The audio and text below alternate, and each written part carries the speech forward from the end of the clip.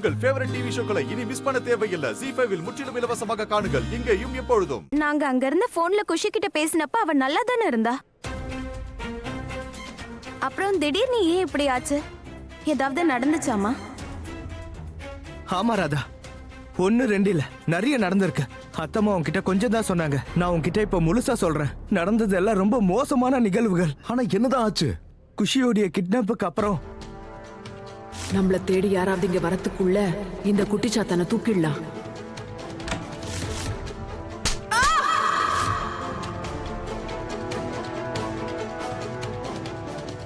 குஷியை kidnap பண்ண முயற்சியில் அவங்க அவங்களோட ஆக்சிஜன் பைப்பையும் பிளட் பாட்டிலையும் எடுத்துட்டாங்க.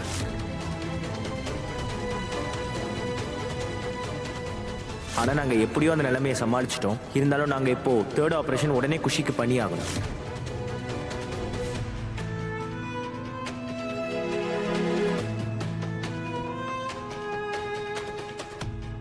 இந்த அளவுக்கு கீழ்த்தரமான ஒரு வேலையை எப்படி செய்வாங்க?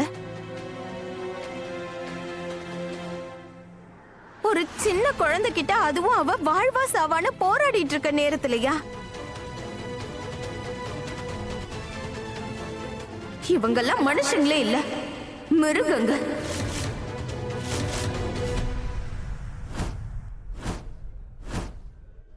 அவங்க 3 பேரையும் ரூம்ல தான் லாக் பண்ணி வச்சிருக்கோம். என் கூட வாங்க.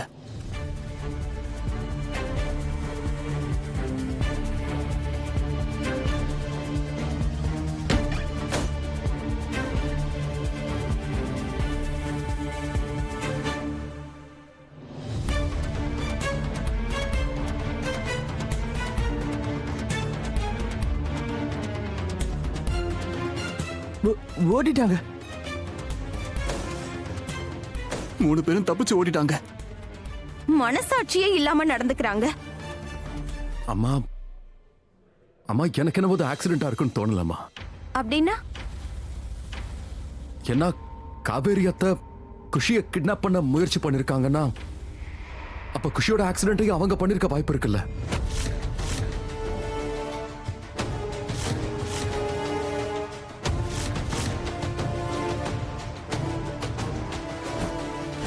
கொஞ்சம் நல்லா யோசிச்சு பாரு ராதா.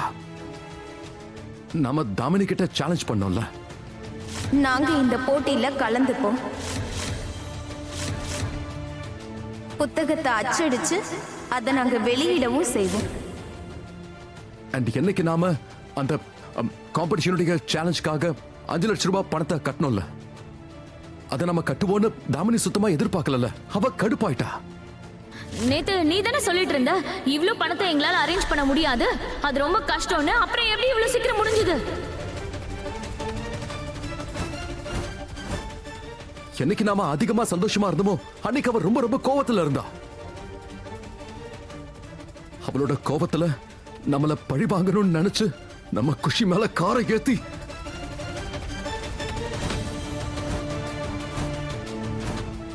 ஒருவேளை அவ அந்த மாதிரி ஏதாவது பண்ணிருந்தா, அந்த கடவுள் மேல ஆணையா சொல்றேன், நான் அவளை விடவே மாட்டேன்.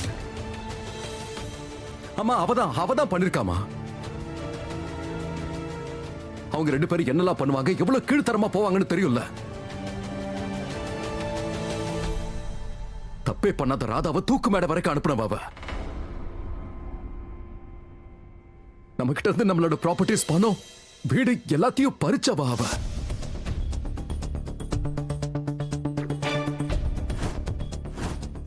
அம்மா ராதா சொல்றது கரெக்ட் தான்.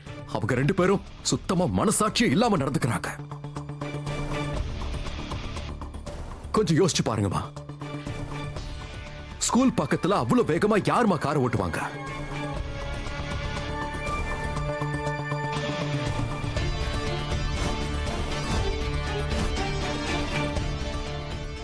தாமினியால அந்த தோல்வியை தாங்கிக்க முடியல. அதனாலதான் அவ அப்படி ஒரு வேலையை பண்ணிருக்கா. விடமாட்டோம் அவள, அவங்க 2 பேரையுமே. நீ சொல்றது கரெக்ட் மோகன்.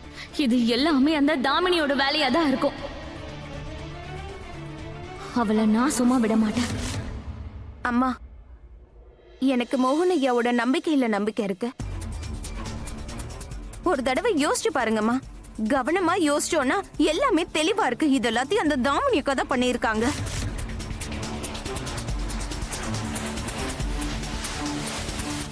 இப்ப நேரம் வந்துடுச்சு. தாமினி அக்கா காவிரி பெரியம்மாவோட கணக்கை இதோட நம்ம முடிச்சிடலாம்.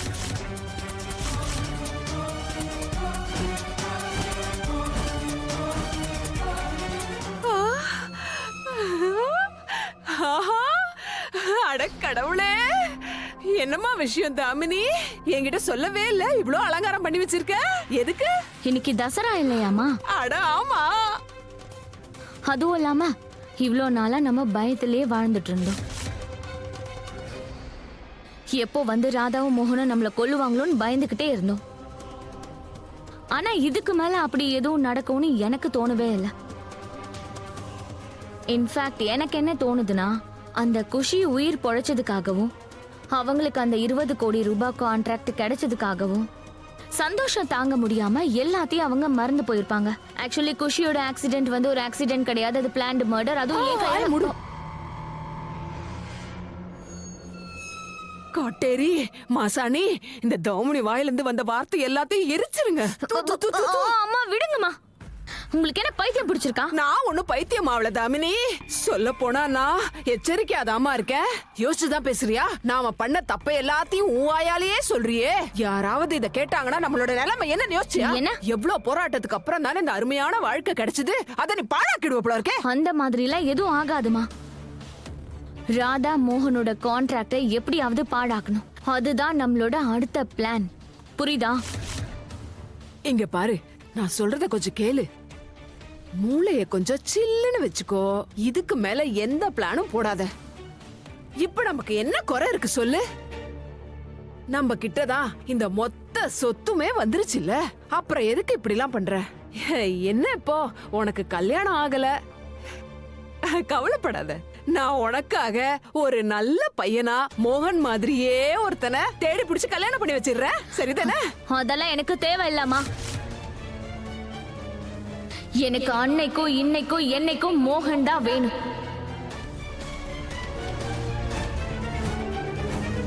இந்த தடவை மோகன் எனக்கு சொந்தமாகிறத யாராலையும் தடுக்க முடியாது. புரிஞ்சுதா உங்களுக்கு?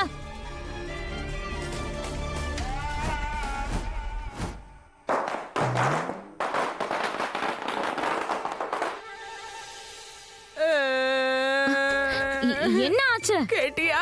காதுல விழுந்துச்சா? ஐயோ, என்னடி நீ எவன் பேரை சொன்னா பாம் வெடிக்குமோ? அவன் கூடயே நீ வாழணும்னு சொல்றியேடி. அவன் வந்தப்புறம் என்னலாம் வெடிக்க போகுது? எப்ப வாயை திறந்தாலும் தேவையில்லாத வார்த்தைகளை மட்டும் தான் பேசிட்டு இருப்பீங்களா? எவனோ ரோட்ல பட்டாசு வெடிச்சிட்டு இருக்கான், அவ்வளவுதான்மா. வாங்க போலாம். இரு வர போய் பார்க்கலாம்.